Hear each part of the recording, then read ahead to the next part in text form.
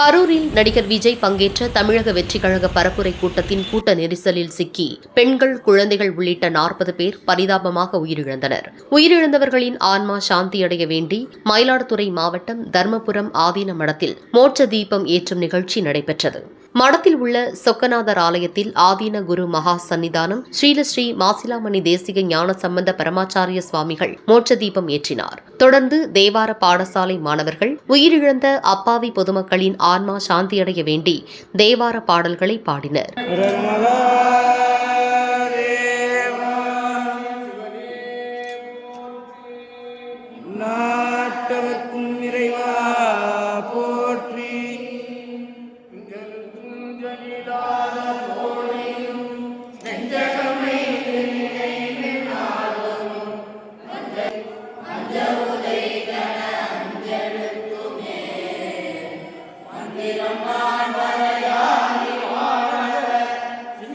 உயிர் நீத்தோர்கள் குடும்பத்திற்கு ஆறுதலை தெரிவித்துக் கொள்வதாக மடாதிபதி வெளியிட்டுள்ள அறிக்கையில் தெரிவித்துள்ளார்.